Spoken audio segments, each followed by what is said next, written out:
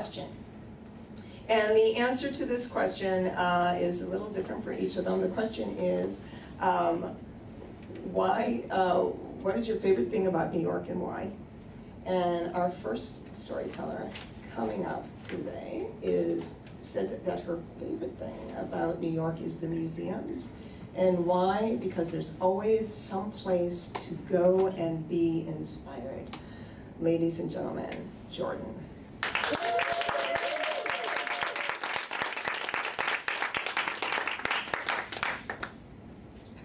how's this sound? Great, very good. Okay. So, towards the end of college, I was overwhelmed with a feeling of being stuck. So much so that I actually wrote my senior thesis on the feeling of being stuck. I was graduating with a degree in liberal arts and Middle Eastern studies, and I was writing my thesis about a checkpoint between occupied West Bank and Israel called Kalandia Checkpoint. I was writing about artists and writers who make art in response to the feeling of being stuck at a checkpoint. I got a research grant to go to Kalandia. I had been there several times before, but I got a grant to go to Kalandia to make observations on the actions happening at the checkpoint and also to take interviews with artists that I was studying. But when I was there, I was working through all of these feelings of being stuck in my own life. And one day in particular, I remember being at the checkpoint. It was a Friday during Ramadan in the summer. It was a very, very hot day. And there were massive amounts of crowding. There were about 5 lines and like 300 people all trying to get through. There were loud noises coming out in Hebrew accented Arabic, people telling people to move, but there was no clear order. When a soldier presses a green light, that means people can go through, but you never know when the green light is going to turn red. So there's a lot of chaos going on. When I finally got up to the place where I could pass through, it was very easy for me to go through because I have an American passport, but it wasn't very easy for anyone else to go through. The soldiers kept ordering people to go back and forth. So I was overwhelmed with this feeling of guilt about my privilege, about being there, taking up space as a body in this line. When I got out of the checkpoint, there was this big open sky contrasting to that feeling of being caged in. We get out onto the other side of the checkpoint and there's a bus waiting that takes people from the outside of the checkpoint into Jerusalem where they're going to Al-Aqsa to pray. And everyone's crowding on the bus again. And the same thing happens where I just want everyone to pass ahead of me. I don't want to take up space on this bus. And an old grandmother comes up to me, she's wearing hijab, and she says, "Excuse me, if you keep letting people pass ahead of you and you don't push ahead, you will never arrive." And that really stuck with me. And a few months later, after I graduated, I did get a job. I went to Jordan, the country, and I was working for an international NGO and also teaching English. I was working in fundraising.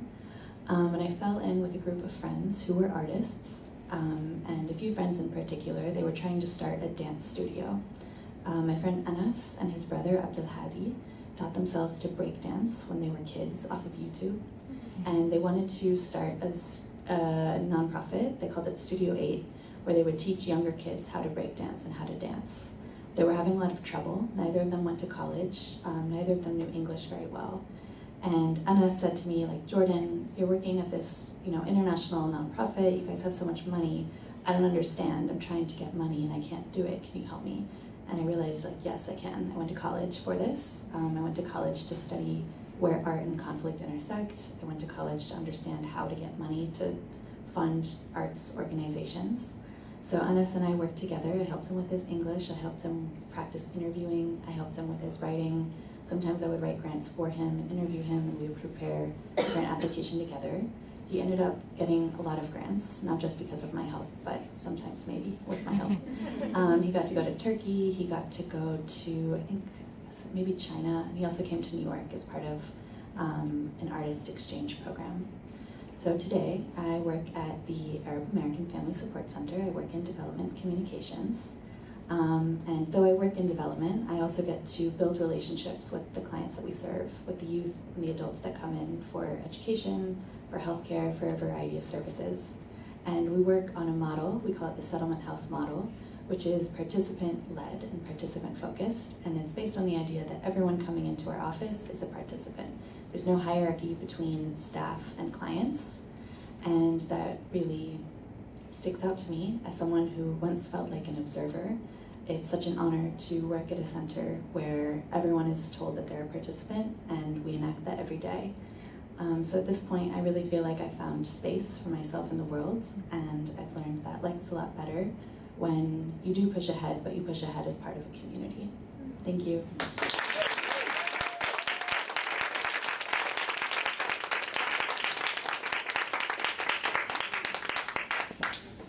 What I love is that there is a whole bunch of kids out there that are breakdancing, and they have no idea that it's because of you. Ladies and gentlemen, Jordan.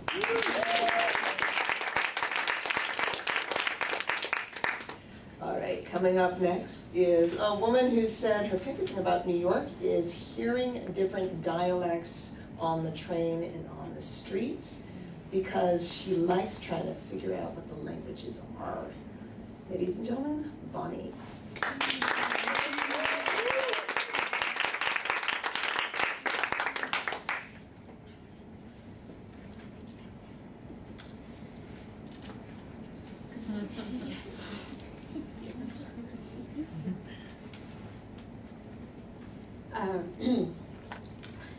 Since going to college in uptown New York, I find myself rarely stepping foot in Chinatown. But whenever I do, I'd make an effort to always stop by this store in Chinatown. The shop sells this really warm, decadent, and traditional tofu pudding. And it's also called doufu fa in Cantonese. And I also know that whenever I step through the doors into the store, I'm always welcomed by the sweet old man who would always be the one serving me this tofu pudding or doufu fa. And it's the same person who's been greeting me as a kid, because I went to school across the street of the store, and every day after school I would always run by for a snack, and I would always go up to the counter and ask, in Cantonese, can I please have this one doufu fa? And he's like, sure. And he would pack it for me, but at the same time, he would be on the lookout for his boss, and when he's not looking, he would stuff extra snacks for me. And I was like, this is awesome, but I've been so grateful for his kindness because of that. Since graduation, I later found out that he has retired, and I haven't gotten a chance to see him anymore, but that hasn't stopped me from going to that store, because now I'm working full-time in Chinatown, and I'm like, this is great, I can come here every day, if not once a week, for their doufu fa. And this is what I thought until one day, my coworkers who knew that I loved the shop, they were like, Bonnie, did you hear that they're closing? I was like, what?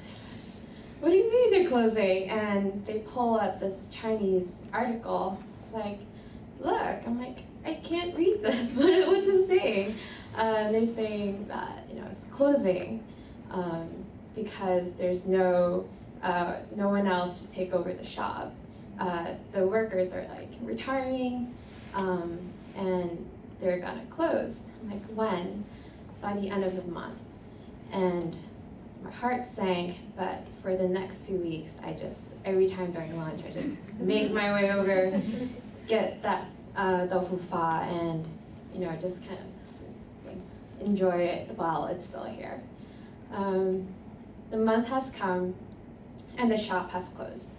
And now I find myself wandering through the streets of Chinatown, where there are new stores popping up, and hip cafes over there in each corner, and I'm wondering, will I still find that warmth and greeting that I received from that shop growing up as a kid? And eventually I have found it in this one small bakery where I've been getting my iced coffee from. And this one morning, before I even had a chance to order, I walked in And this lady who's been serving me my iced coffee every day sees me. I was like, and greets me, "What would you like today?" in Cantonese. And before I could even respond, she's like, "Iced coffee, no milk. No sugar, less milk." I'm like, yeah, that's exactly what I want. And in my head, I'm like, this is the place. And I'll definitely be back tomorrow, if not once a week. And yes, thank you.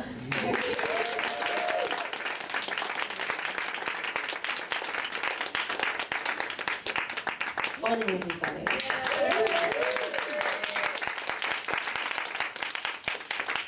I'm curious how much it went in your head, do I have enough money to open that shop? Did you think about that at all? Yes. Yeah. How far did it go? Did you actually tell anybody you were thinking of this?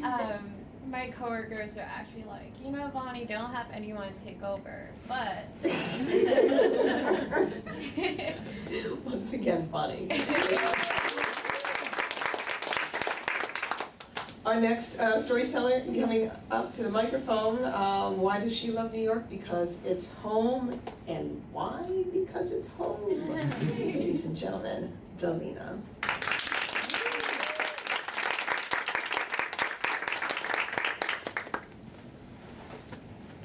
Comb is a way of saying crazy in Vietnamese, and that's what my aunt and uncle called my father. I had a sense that they didn't really like him much because he was stubborn and opinionated by nature. And I didn't think much of it or say much because it was disrespectful for children to meddle in adult business. So growing up, I saw my father as a hard worker. He worked 6 days a week, 12 hours shifts. And on Sundays, he would take us downtown to Chinatown to eat at his favorite Vietnamese restaurant, Nam Sông. We went there so often that the manager would greet us with "welcome back" every time we were there. And as time went by the time I was in the 8th grade, we moved, and to make ends meet, he had to work 7 days a week, 12 hours, and we didn't get to see him often. We would see him leave in the morning and return in the night to eat and sleep and repeat his day. He became a familiar stranger rather than our father. A few years pass, and I'm 20. I'm working at Mekong NYC, and I'm a community advocate, providing interpretation for a lot of our community members who don't have that service. So one day, he said, "Delina, can you accompany me to an appointment?" And he rarely went to his doctor appointments, so I said yes. And along the line during that appointment, his neurologist said, "I see that on file your father has PTSD. Is he getting any treatment?" And in my mind, I'm saying to myself, my father has PTSD? I didn't know that. And I asked him the question, and he said no. And again, my father having PTSD and he's not getting any treatment. What's going on? But I didn't question any further after that appointment. A few months later, one of our board members approached me and asked, "Can you look for some community members who were soldiers during the Vietnam War in the Vietnam Army so that we can ask them about their experience, about their stories?" And I recall, even though my father wasn't a soldier during the Vietnam War, he did fight during the Khmer Rouge, and he was a part of the Vietnam Army. And so that night, I returned home, waited for my father by the dining table, and I asked him, "Dad, can I ask you about your experience as a soldier during the Khmer Rouge. And looking at his aging face, he begins to talk about the horrible experience that he had, being that he was so young, being that he saw things that would break a grown man. He saw children getting killed and women getting killed in ways that you cannot imagine. And he told me it was so devastating that he had to run across the border to return home because he couldn't bear it anymore. And from then on, he made a decision to leave his country on his own in the late 80s on a boat to go to the US, a country that was foreign to him on the other side of the world, so that he can find a better life for himself and for his family back home. And on his second day in New York, he was robbed and hit in the back of the head. They stole a necklace that his mother gave him before he departed and his wallet. And from then on, he told me of other things that made him feel really lonely in the US. And so on that day, I learned more about my father than I have learned in a long time. And it showed new light of him. And on his 50th birthday, my brother, my sister, and I decided to throw him a surprise birthday party. When he came home from his long shift, we surprised him with a whole meal and a cake. And so he was happy because we haven't had family time in a long time. And so he decided to pull out a guitar. And my sister was taking music class at Mekong, where I work. And he was like, "Here, show me what you got. Show me what you learned." And she didn't really know much because she just started. He was like, "You don't know anything, give it back to me." And so he played a song that he had loved for a long time, and I found the lyrics online and I began singing with him. And that was the first time I felt that he was crazy, but not the kind of crazy that my aunt and uncle was thinking about him. He was crazy to have fought in a war, to have developed PTSD and not get treatment.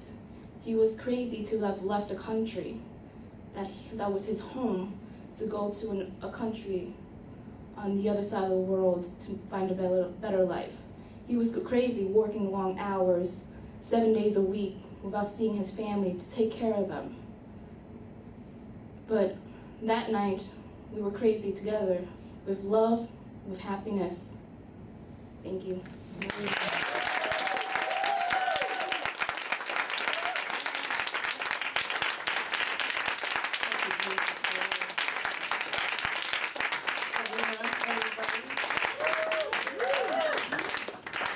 I do hope you share that with your father at some point. I have to translate the whole thing if you I do hope you take a tape to the transit. It's such a beautiful tribute, and it shows how much you love him. And aside from that, as a storyteller, what I love on that story is it shows how important it is to listen to the stories of our relatives and to find out who they truly are. Thank you so much. It was beautifully done, Delina.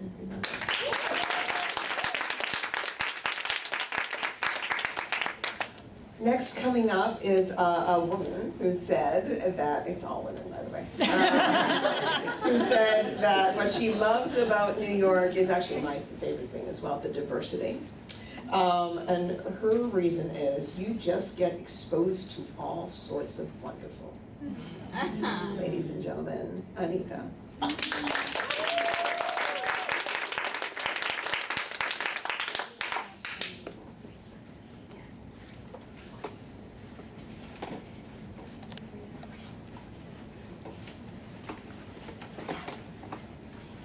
I was excited to start my first job in New York City after I finished social work school. I was gonna be a policy advocate I was going to fight for fair and equitable policies for children and families. I was going to work at the Coalition for Asian American Children and Families, or CACF. Policy was even in the title of my job. It was what I felt I was born to do. And that was September 7th, 2001. 4 days later was 9/11, and the World Trade Center fell. And the world kind of shifted into what was a very hateful place, a very intolerant place. And where I was developed more meaning. I was in a place that I wanted to be. I was going to fight for community. I was going to fight for the Asian American community and battle the intolerance.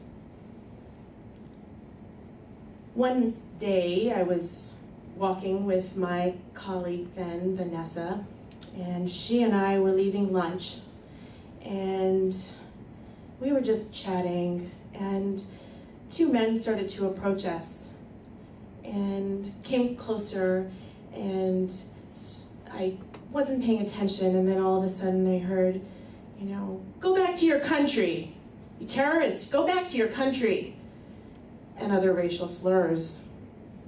And, I didn't know what overcame me at the moment, but my feet planted on the ground, and I froze. I only heard my heart beating and couldn't really process what was going on. I just knew that these men were approaching. And so at that moment, I just remember thinking, gosh, I'm so disappointed. I worked hard to be this advocate. I was ready for this. This was my moment. I was an advocate. I am an advocate. I am here to try and fight this. I just couldn't move, and I couldn't say a thing. The second later, I just remember Vanessa, my colleague, coming out, walking out in front of me, walking right up to those two men. I mean, she was just literally standing right in front of them, in between our bodies. And she must have been about a foot shorter than them, so I honestly don't know what she was thinking at that moment. But she said, do you know what you're saying? Do you understand what you're doing? I don't actually remember what she said, but she was just verbally beating them down. And I thought to myself, frozen in my space, and I thought, that is an advocate. That is who I want to be. That is that person who decides on what at that moment was right, and she just put herself in harm's way. That could have been a really bad situation for the both of us. It was dangerous. And she just stepped up for me. So 16 years later, here I am, back at the Coalition for Asian American Children and Families, CACF. I am an advocate. I know that. I've been training and hoping that this freeze, which comes sometimes, it may come again. I know that I've been training, but I know if it does come, it's okay. I'm still an advocate. I'm still a fighter. But the thing is, now, I know that I'm not alone. That's not what this is about. I have allies. I help build a community. That's what really advocacy is about. And people have my back.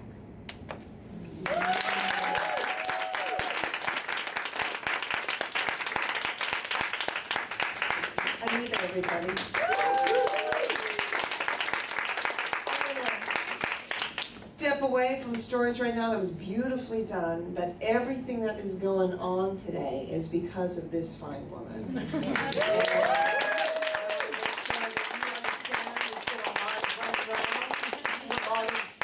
Plate spinning. but I just want to make sure that you know through it all how much you're appreciated, and thank you so much for everything that you do. Once again, an incredible story, Anita. Coming up next is a woman, as I said. She loves about New York the diverse food because she just loves trying different things and finding out what they taste like. Ladies and gentlemen, Lydia.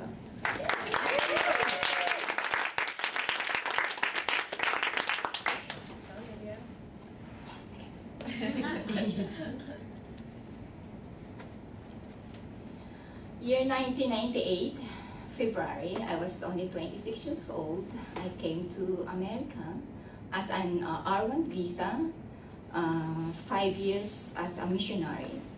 And the contract, I was told, like, after 2 years of being a full-time in the church, I will be able to find a job and also go back to my dream, going to school, and also they will adjust my status. So after finishing my 2 years as a full-time service in the church doing fundraising, I was approached by my continental leader, Mrs. Kim, that I should, she will give me a special mission as a personal secretary. Yes, I said yes. And for about few months, I went to her home at Edgewater in New Jersey. I was doing her phone calls, personal stuff, doing the laundry, cleaning the apartment. And then after that, she told me to to help her elder son with a family with the three young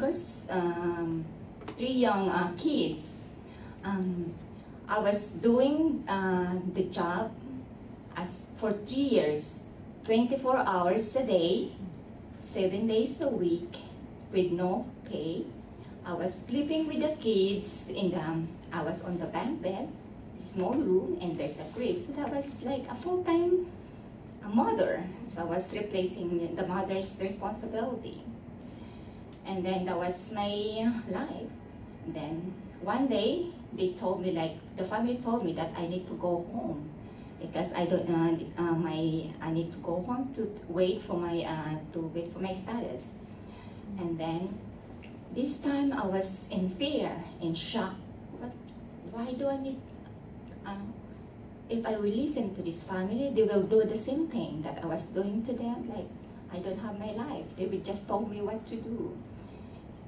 As part of my missionary mission, that I was putting money in the bag in the heaven. Then after all the sacrifices I had, then the blessing will come out.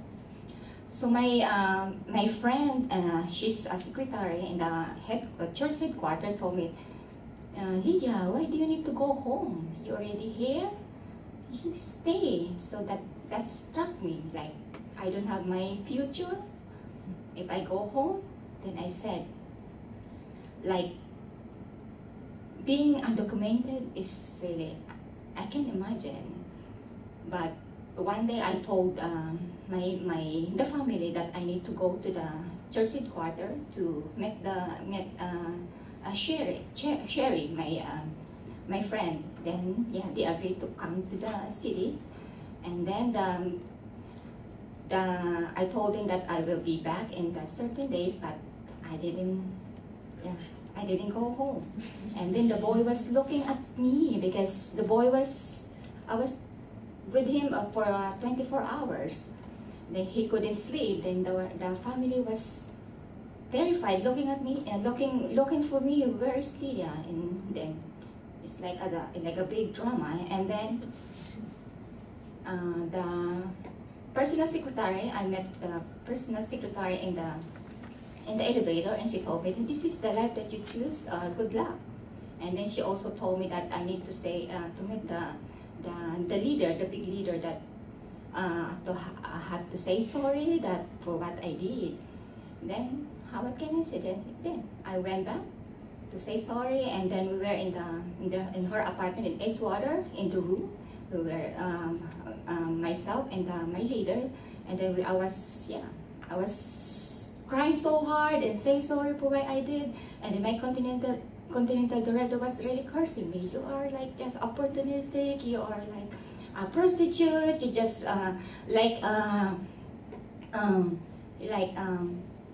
you're like concerned about money. And then the next morning, you will go home. I will buy you a ticket. Yes. Yeah, what can I do? I have nowhere to go. And then the morning comes. Then she asked me to go to the car with the driver and with the family. Everybody's watching me, and then say goodbye. And then I asked the driver, please take me to the church headquarters, and then somebody will take me to the airport. Then the driver believed in me. Then as soon as I get there to the church headquarters, my Sherry helped me to unload my stuff, and then I ran to inside the church headquarters to the 4th floor and stayed in the bathroom for a few hours. I was shaking, and I'm like a rat that I have nowhere to go. And then after a few hours, I went to the sister dormitory to like kind of stay there for a while. And then as the day during the nighttime, that my schedule has like the family found out that I didn't show up to the airport. There's a huge drama that whenever you see Lydia, send her home. Then I stay there in the dormitory, and then there's where I just don't know where to hide. This is the place only that I know. And then I had to go to like place to place. That also the church, like a center, like from Manhattan, Bronx, Philadelphia, Chicago. And fast forward, I joined the organization in 2010, Damayan Migrant Workers Association. The Damayan mainly organized the Filipino lowest domestic workers. I'm now a worker organizer, and I'm advocates for the undocumented rights regardless of their status. And also now, through Damayan, they helped me to like get back on my feet. I feel like this is my real family. Okay. Who helped me to shape again my future. And that's all. Thank you.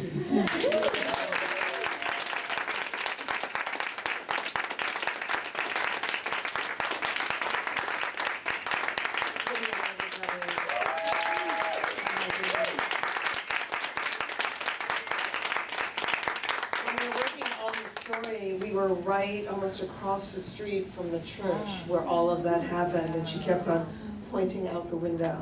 And I love that you're in this neighborhood where all that drama went on, and it is behind you. You know, and I'm really happy you were here. Great job. Ladies and gentlemen.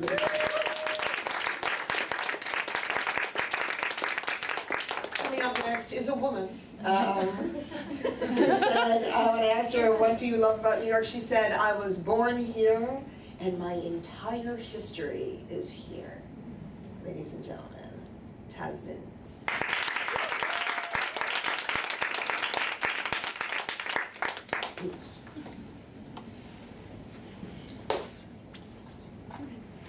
We gathered after dinner